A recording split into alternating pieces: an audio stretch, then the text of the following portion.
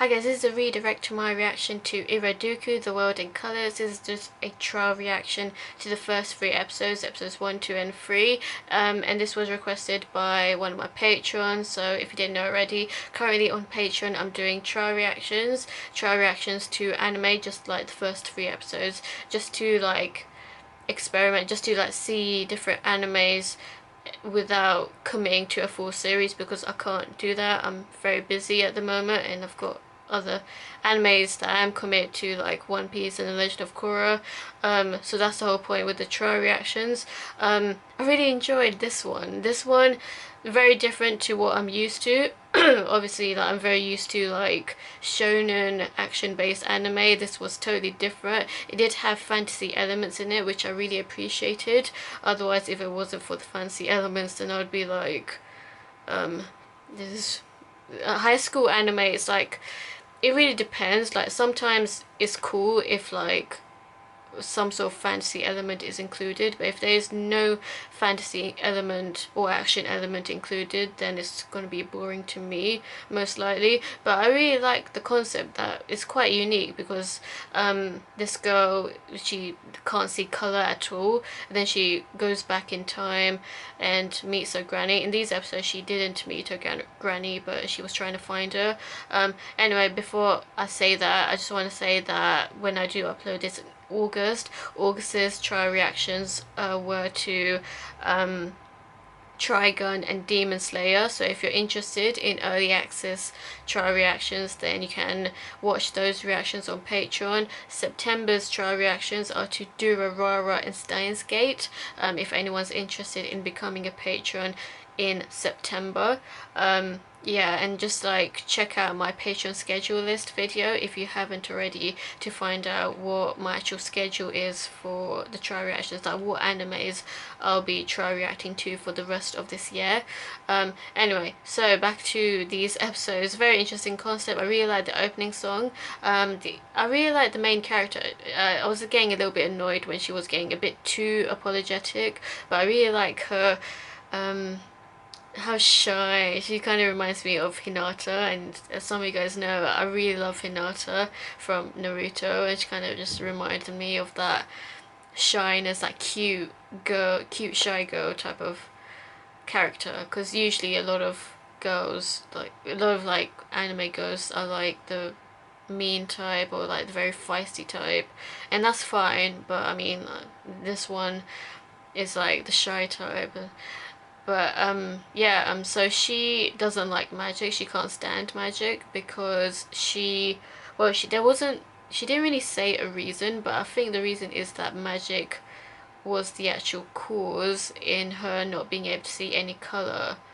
So even though she can see, she can't see, she sees things in black and white, basically. Like literally everything is seen in black and white, and I was like, oh man, I felt quite bad for it. It's not like the most terrible illness they can have, because at least you can still see, so you know, you can be grateful for that.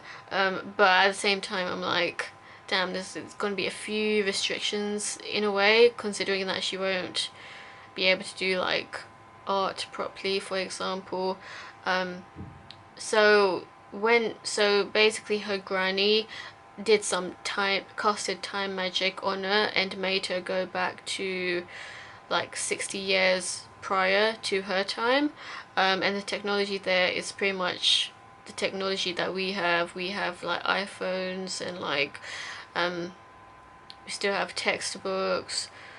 Like she thought of that as quite foreign, like the technology being very old-fashioned with that digital cameras, and I'm like, damn, this is what we have now though. So it was really cool seeing in her time that in her time the technology is a lot more advanced. Like for example, the holographic phone call she did, and her earring that was like a electronic device. So it's very cool that her own jewelry is like technology. Like that would be so cool to have. So the granny didn't actually state the reason as to why Hitomi had to go back in time to see her younger self. But I think the reason is because Hitomi is kind of rejecting her magical gift, because she really doesn't like magic. So I think it's to help her practice magic by going back in time. I could be totally wrong, but that's just my guess.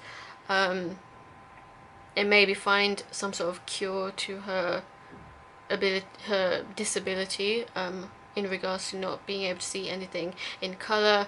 However, when she did enter the past, she stumbled across this male stranger's room, and she got out of it, and then like these bunch of other school kids saw her actually getting out of Aoi's bedroom.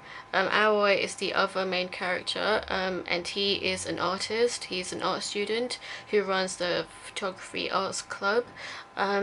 So he likes drawing a lot, and so a lot of rumors were going around that they were dating just because what's her name, Hitomi was seen coming out of his bedroom. So because she was caught coming out of Aoi's bedroom, a lot of rumors were going around that she was his girlfriend, and then it was a huge misunderstanding. I was getting really annoyed that they were pressing on this business instead of minding their own business about that. Like, I understand Aoi is your friend, but like, to really like push this gossip forward when you don't really know for certain like whether she is actually Aoi's girlfriend. So I was getting a little bit annoyed about that, that you were just sending this video around. I don't think everyone saw it, but like, it was just like, just jumping on the bandwagon without having all your facts straight, so that was why I was getting annoyed. I just felt so bad for Hitomi, because a lot of things have happened. I mean, they're not bad people, like the actual schoolgirls that wanted to interact with Hitomi, but like, they've made her do certain things sort of against her will. I say sort of because she did technically say yes, but like, she only said it like just to not disappoint.